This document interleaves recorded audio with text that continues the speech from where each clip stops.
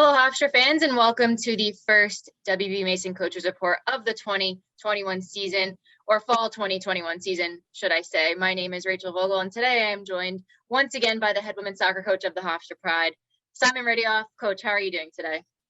Doing well, Rachel, doing really well. That's awesome to hear. I guess you could call it a little bit of a power nap since we've done this last, so would you say? Yeah, it's been a while. Well, instead of being 457 days in between seasons this year, it's been 120 days since your squad last hit the pitch. But how have things been going for you since then? And how's your team been doing? Obviously, you are coming a little off a devastating loss in the CAA tournament this past spring, but hopefully, you've turned the page and you're focusing on bright futures ahead now. But how are things going this preseason for your team so far? It's been a whirlwind. Obviously, the spring was a short and abbreviated season, and we had lots of challenges with protocols and testing, and I was really proud of how the team adapted themselves and accommodated for those challenges. Unfortunately, we lost in the end, and we played a very good Elon team who was organised and came away with the victory. And you've got to tip your hat off to Elon. They won the championship and brought our season to an abrupt end. We had a lot of time to think about that, a lot of time to debrief as a staff and as a team. And then summer came and went. It was almost like, holy cow, we're back in pre-season already. But the energy... Plus 50 degrees. Right, we had quite a few injuries in the spring, but the team's fresh and energetic and enthusiastic. And I think we're rolling along right now, which is, from a coaching perspective, a really good place to be. We've got people are healthy. We still have to work on our fitness. We still have to work on some quality defensively as well as offensively. But I think right now I think it's like our normal pre-season, but it happened so long ago, I don't know. But I think we're in a good place, and we're getting ready for a couple of inter-squad scrimmages, and hopefully be prepared to play Stony Brook on Thursday. Absolutely. Well, let's get started talking about your core 4 fifth-year players coming back. And if anything positive were to come out of COVID, it's that you have that opportunity to bring back that group: Lucy Porter, Lucy Shepard, Jordan Littleboy, and Amanda Besson. They've collected numerous accolades, a whole long list, all conference awards. Obviously, Lucy Porter became your program's first team All-American this past spring. But what does this core 4 group of unbelievably experienced players bring back to your team? Yeah, probably leadership would be the number one word. They all have really took to heart the leadership role they have on the team. And they're different kind of personalities, but they all have the power to persuade and cajole and carry this team forward. And we're really happy that all 4. And sad that we lost Sabrina Bryan, because she was a huge part of our program and a wonderfully talented player and a great person. But unfortunately, people move on with their lives, and she chose a master's at a different school, and I want to wish her all the best. But I'm glad to have these 4 back as well. And when you've got super seniors in many regards, with them comes a lot of experience, a lot of success, a lot of wins, and I'm hoping that leadership will carry us through this season and lead us to competitive games that come late October, November. That's excellent to hear. So as I mentioned, you already have that core group of veterans. Now you have your entire senior class, your actual senior class, another group of veterans, and your entire junior class, another group of veterans. Veterans Tech team this year, the senior class, obviously including the CAA preseason attacking player of the year, Miri Taylor, and your junior class, including the 2-time defending player of the year, Anya Suttner, again, another veteran at this point as a junior. But how will this experience as a whole, not just your 5th years, not just your seniors, but your junior, senior, 5th year class, how are they going to lead this team this fall?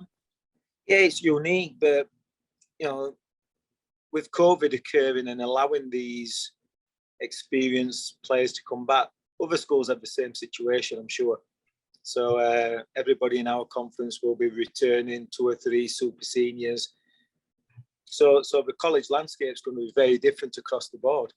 We're gonna have a little bit more of a mature, intelligent, aware type teams all year long. And depending on the program, some will have brought more back than others. I'm excited. Pre-season's been different because we're bringing everybody back. We don't have to work on nuances as much as we normally do.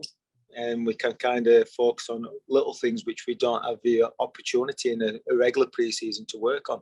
Usually we're working on the basics and fitness and defensive shape from a basic standpoint, and then hopefully building throughout the season.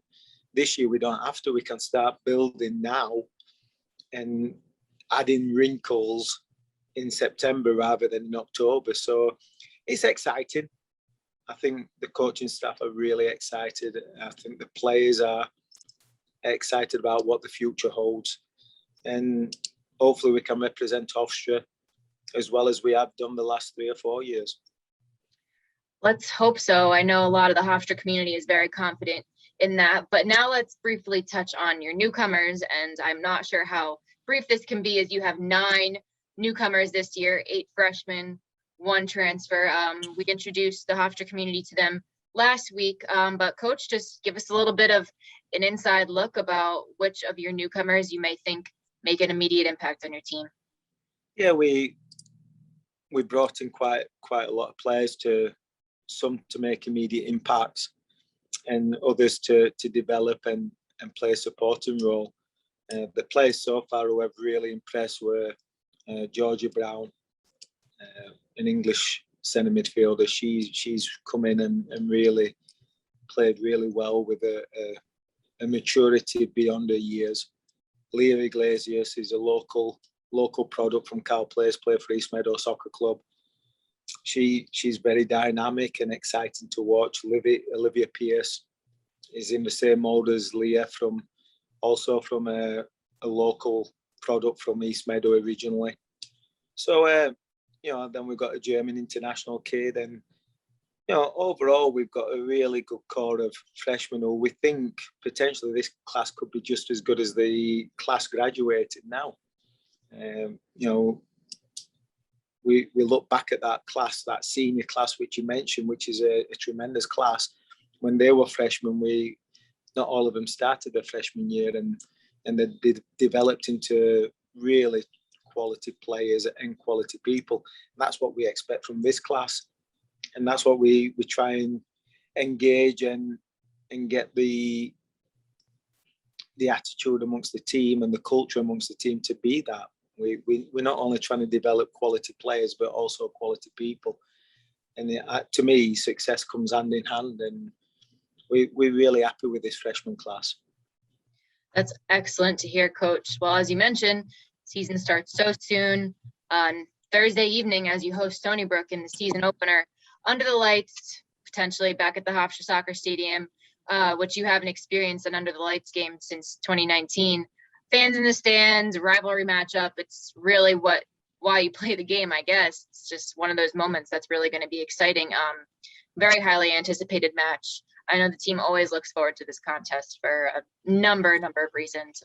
But just give me a little bit of an idea about this matchup between these 2 incredibly talented teams. Yeah, it's almost like a baptism of fire. Ideally you don't want to play Stony Brook the first game of the year. You want to play it after 3 or 4 games, and you the team get the legs and get the fitness and all the other quality stuff. Toby's a very good friend of mine. He was my assistant for 10 years, and he's done a really good job of developing and building a highly successful program. And they're going to be competing in the Americas Championships, I'm sure, moving forward. He's already repeated, and they're voted to come number 1 again. And there's going to be fireworks, I'm sure. It always is when it's a local rivalry. But that's, as you adhered to. That's why we play the games. We play the games for the excitement. We play the games for the rivalries, for the fans, under the lights. And it's going to be a blockbuster, I believe. I think it's going to be exciting that we're finally playing at home under the lights and in a real college season, which we haven't had for 2 years. It's going to be, hopefully we come on the positive end of things, but you never know this early in season. We're still finding things out about ourselves. We'll not have as much preparation on Stony Brook as we normally would do. So it's going to be fun. Hopefully we get a lot of alumni out, a lot of fans in the crowd, and hopefully it's a spectacle to start the fall season for all the sports at Hofstra. Well, we are all very excited, and fans, we hope you're as excited as we are to get back to somewhat normalcy, as normal as we can get at this time. Well, we can't wait to see you back at the Hofstra Soccer Stadium this fall, but if you can't make it, game will be streamed live on Flow FC. You can find that link to watch on the Hofstra Women's Soccer schedule page on gohofstra.com. And always live stats will be available too. But until then, Coach, thank you very much for taking the time to catch up with me today. Best of luck this week and all season long. As always, Rach, thank you. Thanks, Simon. Bye.